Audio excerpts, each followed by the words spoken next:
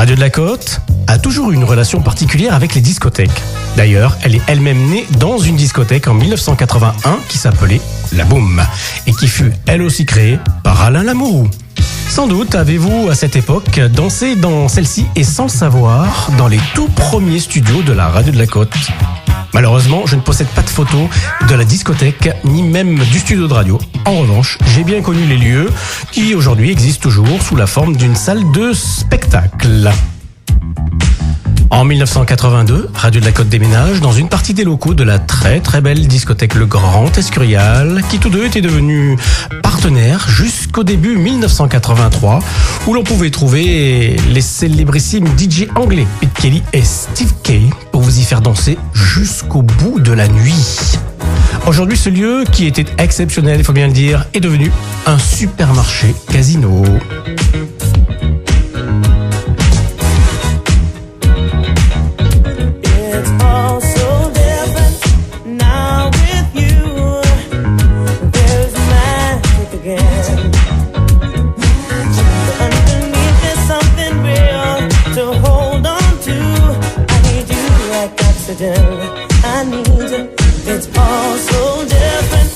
Après un nouveau déménagement de la radio au 6 avenue Henri Barbus dans de larges studios confortables de 200 mètres carrés, car les anciens étaient quand même devenus bien trop petits, au milieu de l'année 1983, Radio de la Côte s'est aussi offert les services de la discothèque Le Superstar pour certaines avant-premières de films, dont le plus célèbre Stayin' Alive, avec en direct d'une des plus belles discothèques d'Europe, faut bien le dire, une d'ailleurs des premières à disposer d'un laser qui permettait d'écrire des textes et même de dessiner divers motifs sur un écran géant.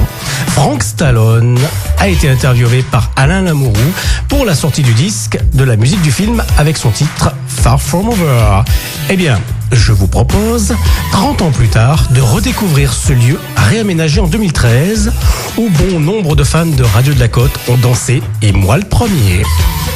À cette époque, il trônait au milieu de cette discothèque un éclairage de plusieurs centaines de spots sous la forme d'une araignée avec de longs bras, composés également de très nombreux spots et effets tournants au bout de chacun d'eux, le tout tournant sur elle-même. À savoir que cet équipement pesait quand même la bagatelle de 3 tonnes. De nos jours, cette discothèque, en tout cas le lieu, existe toujours et vient à peine d'être réaménagé en une toujours aussi magnifique salle de spectacle après de très très longues années de fermeture de ce lieu, je crois, de plus de 10 ans. Oh oui.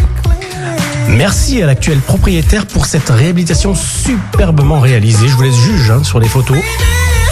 Du Superstar, il ne reste que le célèbre mur de lumière qui fonctionne toujours et dont vous pouvez voir quelques petits essais sur cette vidéo.